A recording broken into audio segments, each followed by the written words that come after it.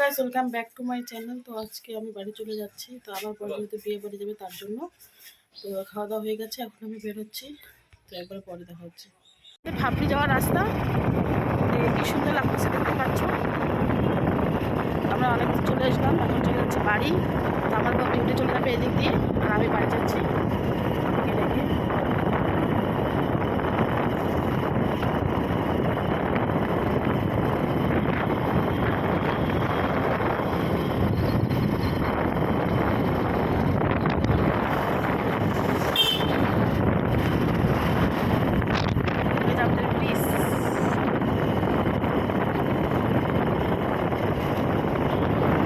আমি তো বাড়ি চলে এসেছি। তো সারাদিন তোমাদের সাথে আর কিছু শেয়ার করা হয়নি। তো এখন বিকেল 7টার মতো বাজে।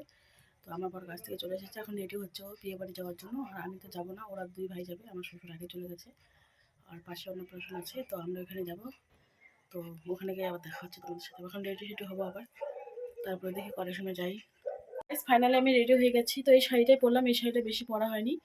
তো আর আমার বর চলে গেছে, তোমাদের সাথে সেটা শেয়ার করিনি।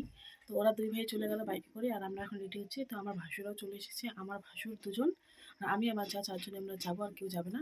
আর ওরা দুজন তো সবাই বিয়ে বাড়িতে চলে গেছে। তো আমার যাওয়া রেডি হচ্ছে, আমার ভাসুর এখনই আসলো বাড়ি। তো যা ফাইনাল লুকটা কেমন লাগছে জানাবে। আর আমি তো একাই থাকবো, তাদের আমি ওকে ডাইকে নিয়ে আসছি আমাদের বাড়ির পাশে। তো এখন আসে আমাকে কটা রিলস বানানোর জন্য। তো এখন কটা রিলস ভিডিও বানাবো, তারপরে তোমাদের সাথে আবার শেয়ার করবো ওখানে যেয়ে। চলে আসলাম আমরা অন্নপ্রাশন বাড়ি। তো এই বাড়িটা আমার বান্ধবীর ভাইয়ের ছেলের অন্নপ্রাশন। তো চলে আসলাম, তো এখন যাচ্ছি আমরা ভিতরে। চলে আসলাম আমরা।